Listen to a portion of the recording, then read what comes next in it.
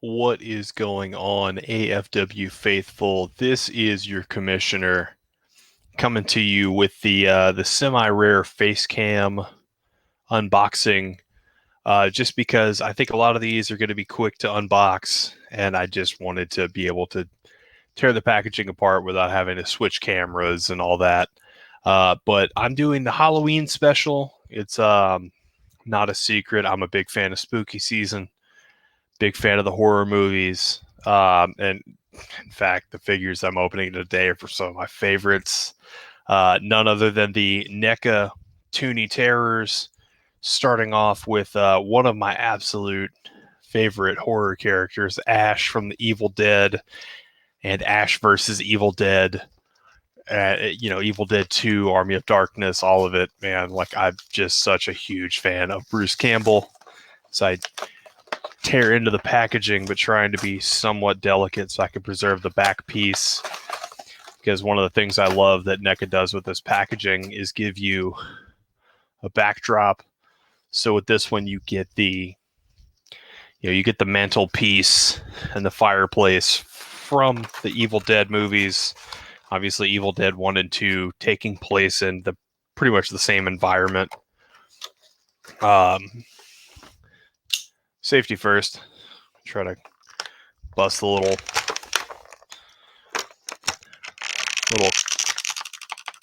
plastic clip there. It's holding him in. So with, Evil Dead 2, I actually watched the first time because my then girlfriend, now wife, was taking a class on cult films, and that was one of the assignments was to watch Evil Dead 2, and she was horrified. I loved it and laughed the whole way through. I think it's a fantastic horror comedy. So this depicting Ash with the chainsaw hand after he cuts off the possessed hand, as we all know, spoilers for a movie that is decades upon decades old, I guess. And then we also have his trusty shotgun, which I think it's perfect. The hand fits perfectly, so he's got the hand on the trigger there. So you can pose your Ash with the shotgun, or you can go ahead and if you look around back, he's got the shotgun holster here. So you can holster it. I like the detail that if you look at the face, there is like the cuts on the eyes. Because, I mean, at this point, Ash has he's seen some things, shall we say. Next one, we're going to move on to the this man has been a little bit in the news. And if you're a fan of the deathmatch wrestling, you know that this man is now gang affiliated after, spoiler, if you haven't seen Halloween Kills, I'm just going to say that one of the kills that happens in Halloween Kills is eerily similar to one of my favorite deathmatch weapons. It uses one of my favorite deathmatch weapons, and it's a spot that we've seen somewhat in death matches, not to the same degree. But I know quite a few deathmatch fans were ecstatic for that one, myself included. And that is so we're getting to Mr. Michael Myers, The Shape, which I think this franchise has had its, so we pop that out, its ups and downs. This franchise has definitely also seen some things. We've had some great movies. We've had some okay movies, and we've had some pretty terrible movies throughout the close to, was it 40 plus years of Halloween. But I love this Michael Myers with the knife, captures the face perfectly, the jumpsuit, and then we even get the jack-o'-lantern that I'm gonna not even attempt to like balance correctly with my camera here. But you've got the jack-o'-lantern with the skull, because Michael Myers, for an absolute evil incarnate killing machine, still takes a little bit of time.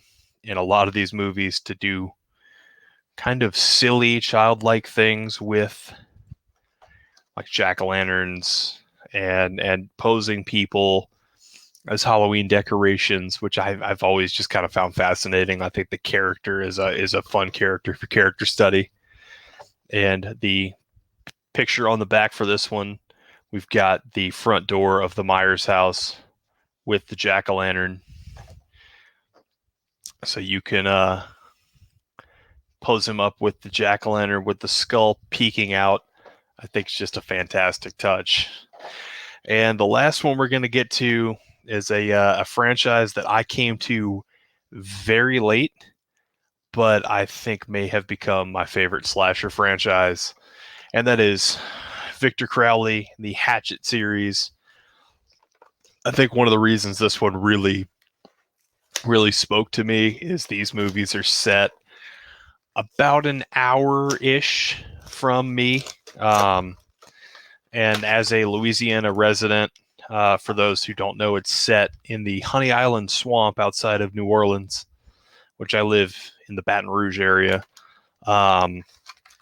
As a Louisiana citizen, I can say quite a few of the like horror movies and stuff set in like the Louisiana area get really like annoying and stereotypical, where I think the Hatchet movies really did a great job of subverting that whole like, oh, we're down to Bayou Mesha, or like the one character that was doing that accent broke it pretty quickly into the film.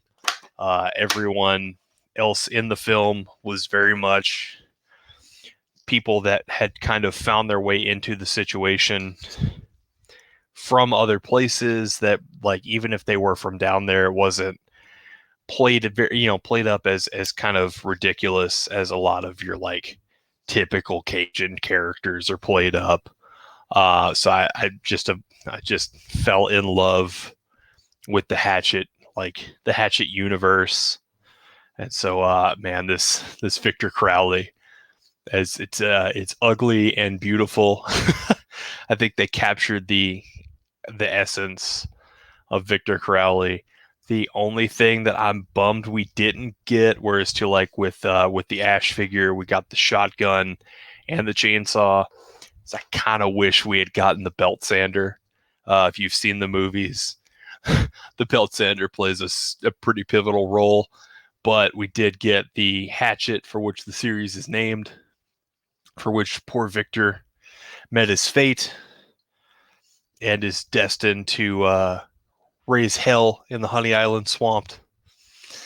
Just like I said, a fantastic series of slasher films if you like practical effects and like gore, kind of for the sake of gore, but also just kind of for just showing like what the film crew was capable of and what they could do. The no CGI rule, except for like removing like wires, I absolutely love, because there's quite a few kills in that movie.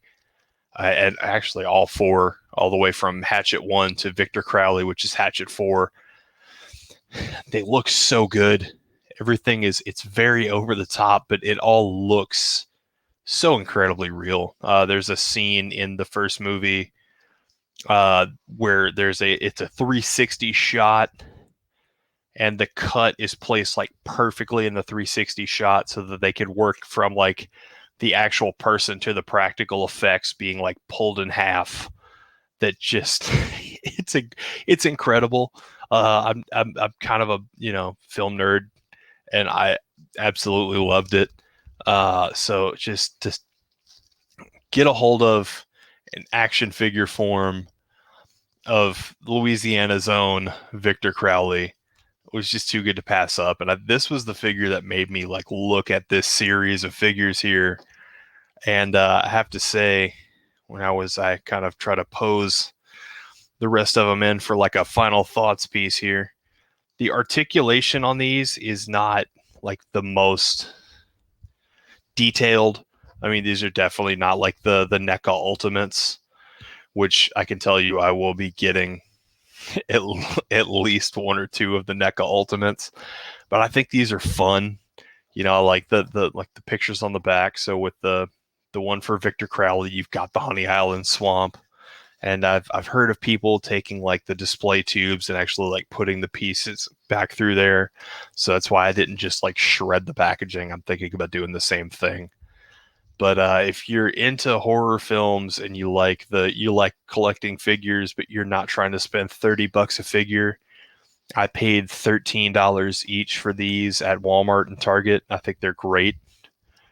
Like they're like I said, the articulation is okay. Like so you're getting so like Crowley, the legs don't bend at all, but you've got the leg articulation in Myers and Ash. Ash, you've got multiple weapons. With Myers, you've got the knife and you've got the jack-o'-lantern. Like you've got a couple things, and with Crowley, I think they probably had to do a little more work to capture the likeness of the character. So I get not having a second accessory because there's so much to the look of Victor Crowley. But I have to say, even with those minor complaints, I absolutely love these figures. For a figure nerd and a horror nerd, these things are perfect, and I cannot wait to see what they put out next. So for this Halloween edition of AFW Uncaged, trying to get in on that Halloween hype. This is your commissioner signing off, and I have to say, just check out the AFW podcast. We've got some bangers coming down the pipe. We've got the upcoming pay-per-view episodes, which are not technically pay-per-view. It's on our podcast feed like anything else. But if you watch the podcast, you listen to the podcast, we've got the weekly TVs and we've got our pay-per-views where a lot of our stories pay off. And there's been a lot of hard work out of the Carnage and Breakdown brands leading up to these big shows. So, man, give those guys your support. What they're doing is tough, and they're doing a great job at it. So for the commissioner and for my two friends, Dave and Jerry, this is your Mr. Down the Middle, Commissioner Gilbert, signing out.